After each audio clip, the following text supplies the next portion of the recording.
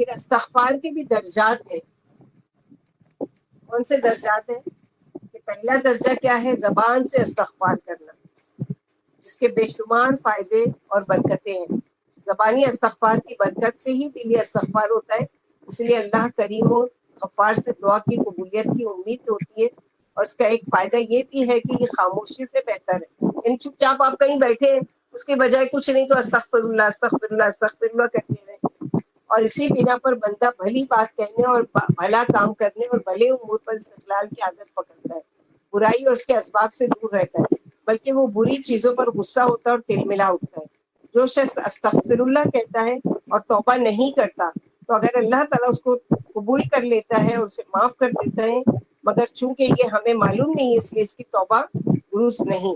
جب اس بات کو جان گئے تو یہ بھی جان لو کہ بندہ جب استغفر اللہ کہتا ہے اور دل سے اپنے گناہوں کو نہیں چھوڑتا، تو گویا کہ وہ یہ کہتا ہے کہ میں تجھ سے سوال تو کرتا ہوں، مجھے بخش دے.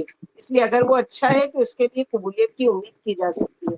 اور جو لوگ کہتے ہیں یہ جھوٹے لوگوں کی توبہ ہے، تو اس سے مقصود حقیقی توبہ نہیں، جبکہ بعض لوگوں کو خیال ہے اور یہی سچ بھی ہے، کیونکہ گناہ پر اسرار کے ساتھ توبہ نہیں، یعنی گناہ پر گناہ کیے جا رہا ہے اور استغفار کر رہا ہے تو اس کی سچی توبہ نہیں ہے بلکہ جھوٹوں کی توبہ ہے. بہرحال زبانی استغفار جیسی بھی ہو، ہر اعتبار سے بہتر ہے. وہاں اگر یہ استغفار غافل دل سے ہے تو یہ کہ سود مند بلکہ غیر مقبول ہے.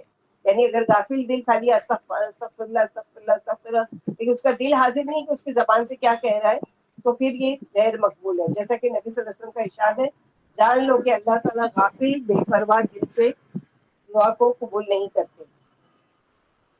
اسی طرح استغفار کا دوسرا درجہ ہے کہ دل سے استغفار کرنا، جو حقیقت میں مطلوب ہوتا ہے. یہی استغفار دلوں کی گندگی سے صفائی لانے میں سبب سے زیادہ مؤثر ہے.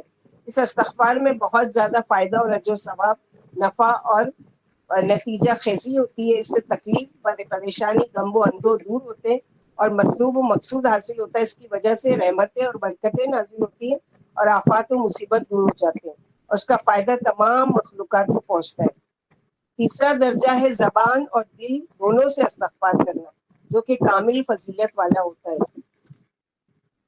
اس استغفار کے ذریعے انسان کے تمام فضائل اکٹھے ہو جاتے ہیں، جسم اور دل دونوں درست ہو جاتے ہیں. یہی کامیاب اور بھلائی کا سرچشمہ ہے، بلکہ یہی سب سے زیادہ سود مند اور جمع برکات ہے اور اسی سے فیض و کرم کے دریا بہتے ہیں. اسی کی وجہ سے رحمت و مغفرت نازل ہوتی ہے، نیکیاں دگنی ہوتی ہیں، برائیاں مٹتی ہیں اور درجات بلند ہوتے ہیں. اسی کی وجہ سے اعمال و اطاعت کی صفائی ہوتی ہے. یہی خوشی کا سرچشمہ اور آئینہ دل کا ثقیل ہے. اس کے ذریعے سے گناہوں اور عیوب سے کامل صفائی حاصل ہوتی ہے اور غیب کے پردوں کی نقاب کشائی تک پہنچایا جاتا ہے. یہی ہر مقصود میں اضافے کا موجب ہے اور اسی سے درجات بلند ہوتے ہیں.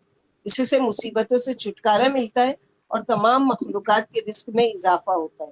یعنی استغفار کرنا کوئی معمولی بات نہیں کہ خالی گناہ معاف ہوئے، بلکہ رزق میں برکت، اپنی اولاد میں برکت، اپنے گھروں میں برکت، اپنے گناہ کی بخشش، یہ ساری چیزیں اس کے فائدے ہیں.